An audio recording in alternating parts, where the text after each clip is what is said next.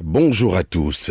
Terrorisme, Covid-19, situation au Mali et en Guinée, Fraternité Matin revient sur ce que les chefs d'État et de gouvernement de la CEDEAO ont décidé à Abuja.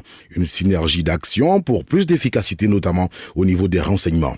Même si la Covid-19 continue d'impacter les économies, les chefs d'État se sont réjouis de la résilience de leur économie qui a permis d'obtenir 4% de taux de croissance dans la zone. Ils se sont aussi satisfaits de la bonne tenue des élections présidentielles au Cap-Vert et en Gambie. La CEDEAO dit attendre toujours des présidentielles au Mali le 17 février 2022, avec l'entrée en vigueur de sanctions additionnelles dès janvier. Et pour la Guinée, l'organisation sous-régionale tient au respect des 6 mois indiqués pour les élections. Au cours de ce sommet, plusieurs artistes dont Were Were Lee King et Akissi Delta ont été distingués pour leur contribution à la culture au sein de l'espace CEDEAO.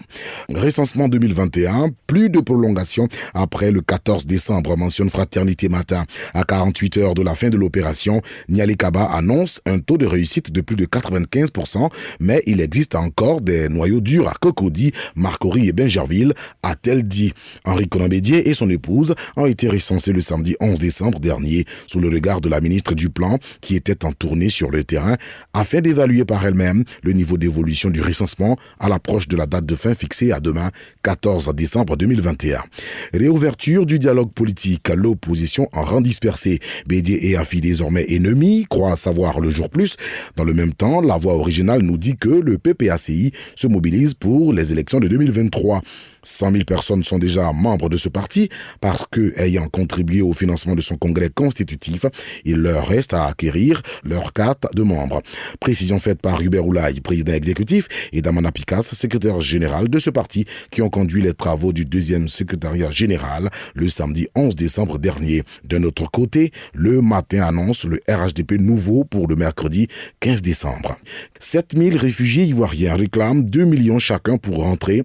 Ils l'ont affirmé le samedi dernier lors de leur échange avec Laurent Gbagbo au Ghana, dénonçant le kit de retour estimé à 305 000 francs CFA que leur remet le HCR quand ils retournent.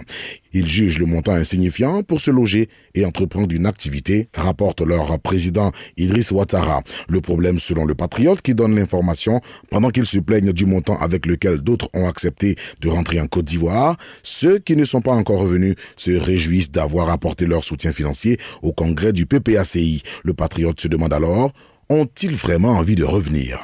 Traçabilité du cacao ivoirien. Koné Brahima Yves, le directeur général du Conseil Café Cacao, annonce pour très bientôt la carte du producteur. C'est ce que nous apprend l'Inter et le Patriote. Cette carte viendra, selon lui, contribuer à régler le problème de traçabilité du cacao et assurer la sécurité financière et physique du producteur. Annonce faite le jeudi dernier à la préfecture d'Adzopé lors d'une rencontre d'échange avec les producteurs de cacao de la région de la Mé.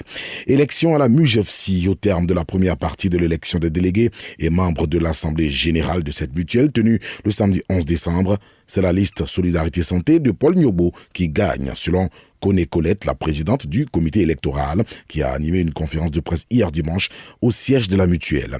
La liste vainqueur arrive en tête avec 139 délégués, devançant celle de Zadi Nyanya, 48 délégués, et Dr Kamara Setou Laurence, 36 délégués. Le contentieux est ouvert du lundi 13 au vendredi 17 décembre. C'est ce que nous dit Soir Info. Et selon un communiqué de la ACA, Haute Autorité de la Communication Audiovisuelle, la RTI sera auditionnée dans le cadre de cette élection ce mardi 14 décembre 2021.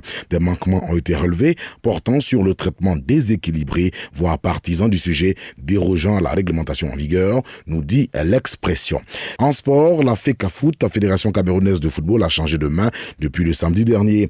Après les terrains, Samuel Eto'o, 40 ans, prend la fédération en obtenant 43 voix contre 31 pour Seydou Mbambo Njoya, actuel 4e vice-président de la CAF, élu en 2018 à la tête de la FECAFOOT et dont l'élection a été contestée par plusieurs acteurs du football camerounais et a été annulée à la mi-janvier par le tribunal arbitral du sport.